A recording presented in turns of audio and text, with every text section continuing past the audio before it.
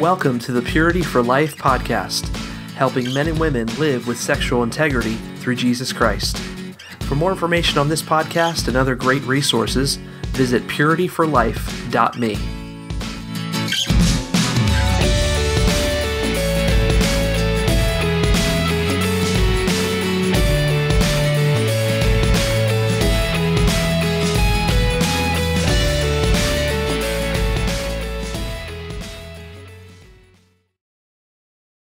Hey everyone, my name is Frank Honus, and I want to welcome you to episode 112 of the Purity for Life podcast.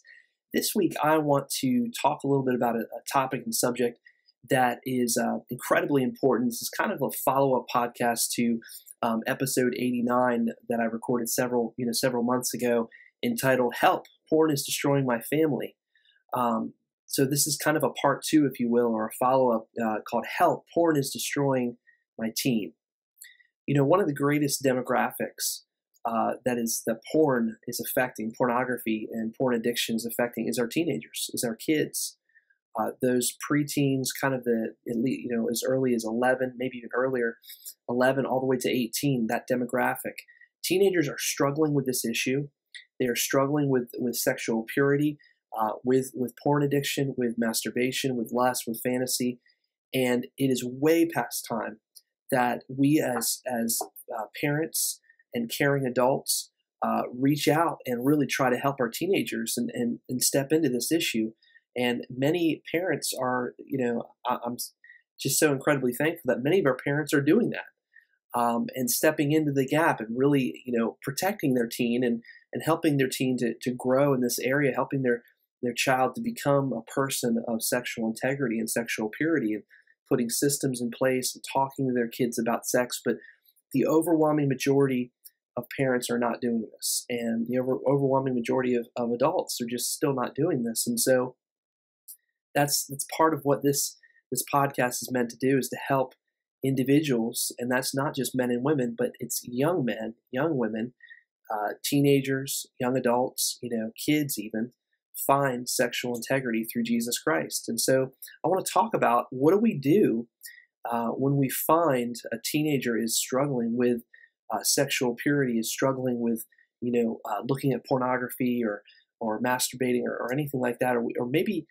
you've discovered your son or daughter looking at something on the computer or their tablet or hiding, or maybe you found sexual material on those devices, and they haven't talked to you about it. What do you do? How do you deal with this issue?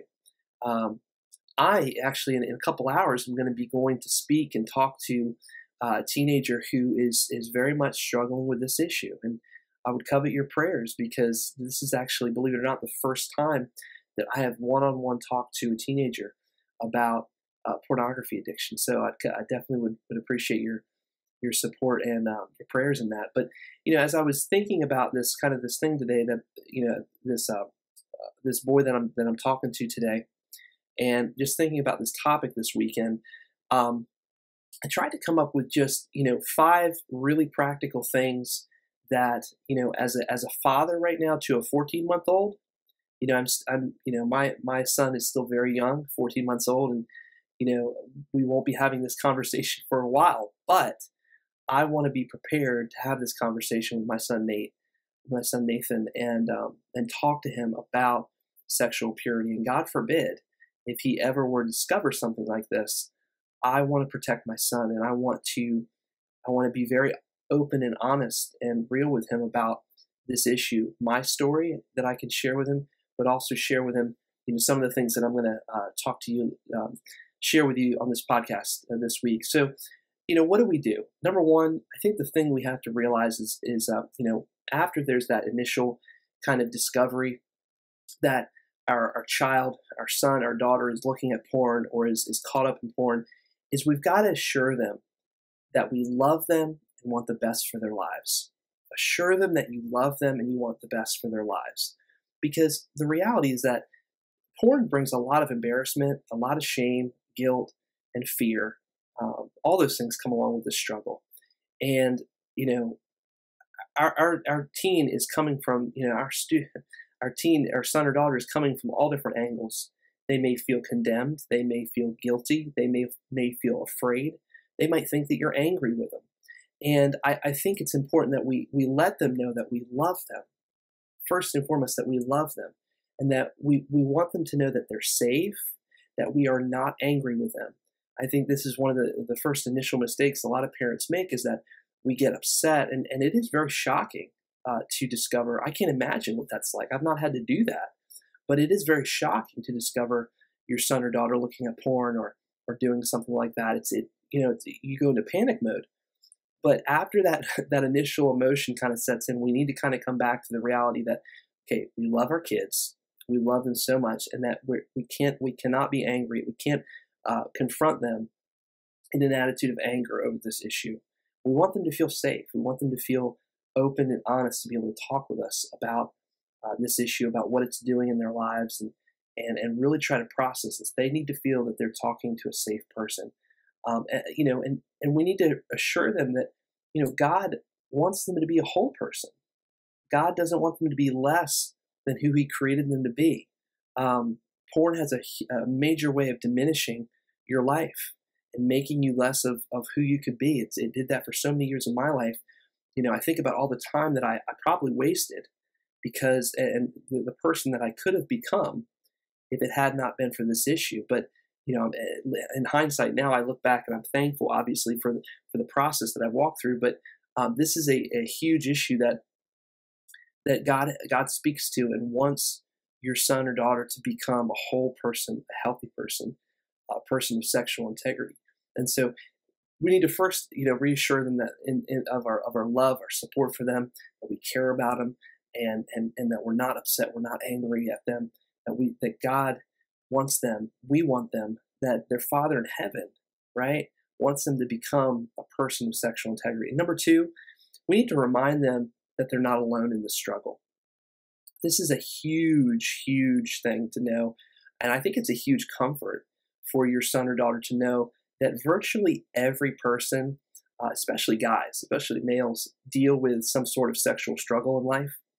And I would say pretty much 100% of all guys, even if it's not pornography, whether it's masturbation or lust or fantasy or something, sleeping around, almost every single guy deals with, like a 99.999% of guys deal with, and girls deal with some sort of sexual struggle in life. So if we can share with our kids that they're not alone in this struggle, that you're not the only one who's looked at porn, you're not the only one that's masturbated or fantasized or whatever it is, that can bring so much freedom, I think, and so much relief to their lives. It's important for them also to realize about secrecy, that secrecy only makes things worse. The times that I kept things secret in my life, well, for about 13 years, this addiction, grew and grew and grew and built, and it didn't get any better. It just got worse. Finding people to talk to, though, that's what brings freedom. That's what brings healing.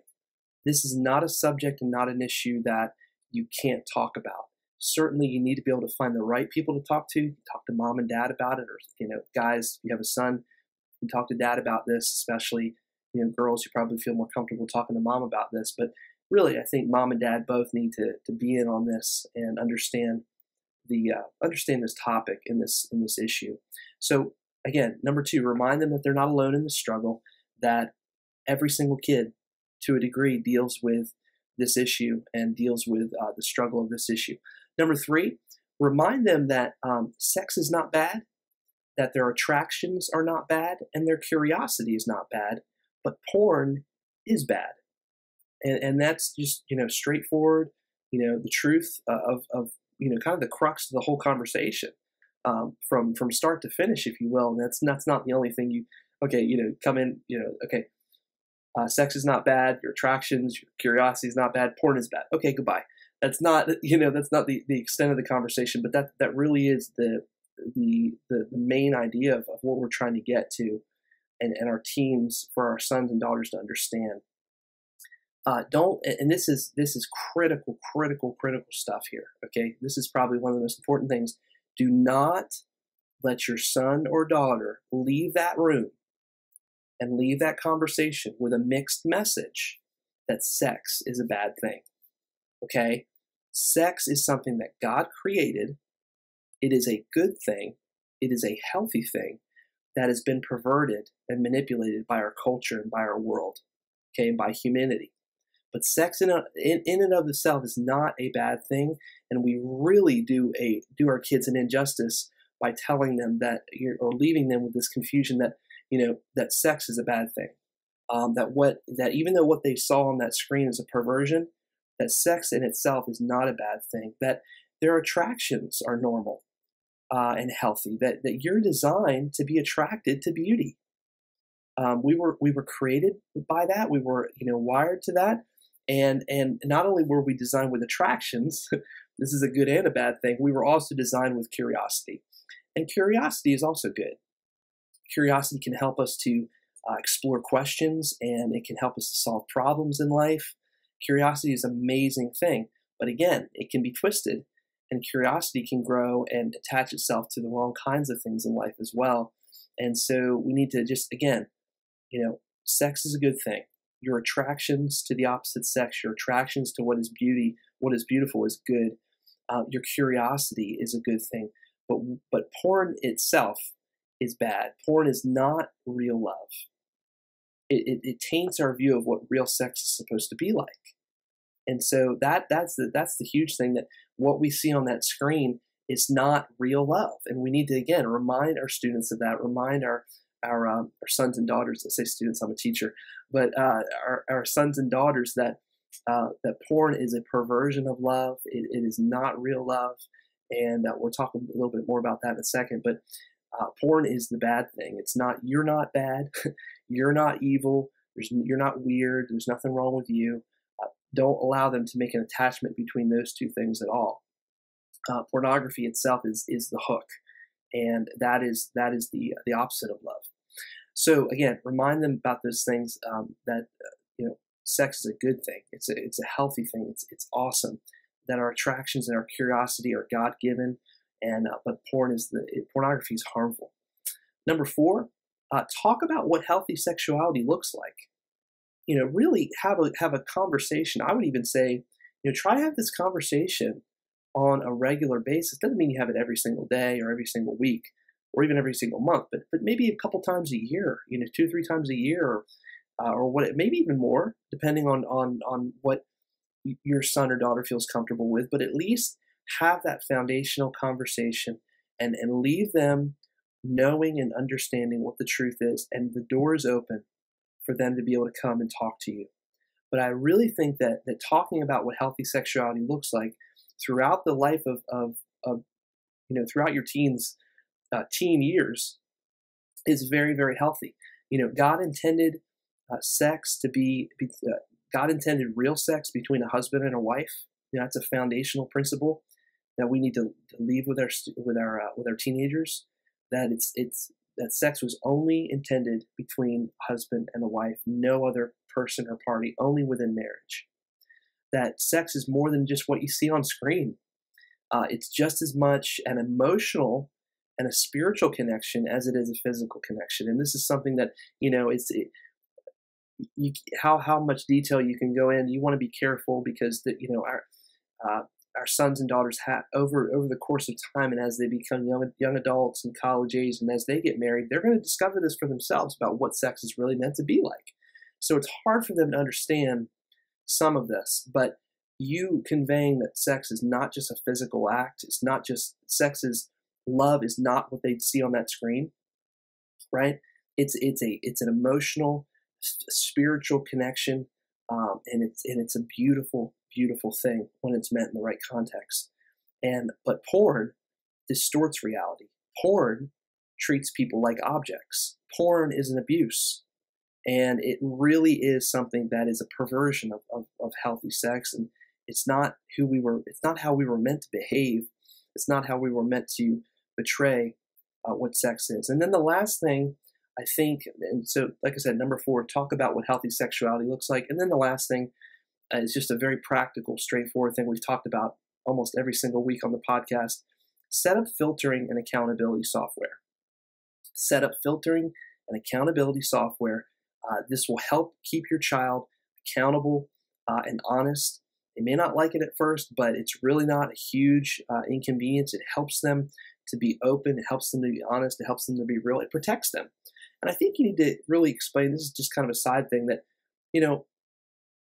they might be tempted to think about how all these are rules and stuff, and we've got to set up all these rules because I looked at something and all this other stuff. But you need to understand that rules and boundaries, systems like this, filtering, accountability software, are not necessarily meant to keep you out of something, but it's meant to keep you within something that is better, right? Think of a boundary or a fence, right? For a sheep, it's meant to keep that sheep within something, right? Within a boundary that's better for them than what is outside of that fence, what is outside of that boundary. It's not meant to keep them from something good. It's really meant to keep them within something better than what is outside of that boundary. And so that's a huge idea. If we can try to explain that to them, if they can understand that, that would be really, really powerful. So maybe consider an internet use policy, right? Consider, the way that you and your family, right, your son or daughter uses the internet, the hours of the use during the day. Maybe you have a set schedule of certain hours. Maybe they only have an hour or two when they come home. Maybe just an hour if you think about it. An hour when they come home at night. That's more than enough time to use the internet. You have a schedule of time. Maybe you have certain locations that you keep the computer or the tablet or whatever device. They're only allowed to use that in the living room or in the kitchen or whatever it is, where it's more of a public place. And then where do their devices go at the end of the day? This is a huge thing too. Have that conversation and make that decision where, okay, when everybody goes to bed, all tablets, all computers, they go to mom and dad's bedroom. They charge overnight, so you have a full battery, but that's where they stay. You don't take your tablet to bed with you. You don't take your device to bed with you, because that's a huge potential time for temptation and struggle, and you just don't need it. You need to sleep. That's time for you to sleep and go to bed, get your rest. So that's a huge, maybe moving computers out of the bedroom or whatnot might be a helpful thing. But, asking that question, making those decisions where all the devices go at the end of the day. And then I would just encourage you to check out, these, X3 Watch, Covenant Eyes, Safe Eyes, K9 Web Protection. These are all examples of filtering accountability software that you can use for your family. These are great solutions. Some of these are paid, some of these are free, some of these are freemium, if you will, and have levels to what their the free features offer versus the paid features. But again, these are great solutions for you to check out. Again, X3 Watch, Covenant Eyes, Safe Eyes, K9 Web Protection are some of the best that I know about. Certainly there's others out there that you can check out, but these I think are some of the best ones. So this is a huge topic. This is one that we could talk hours and hours about, and I don't want to, we could go on and on about, but you've got a day to get onto and a day to tackle. And so this podcast is just meant to be some good practical things to leave with you. I encourage you to rewind this and go back, maybe jot some notes down of some things that I said, or just some things to think about on this. But you can always, again, watch this podcast on YouTube, listen on iTunes and Stitcher Radio or on the website.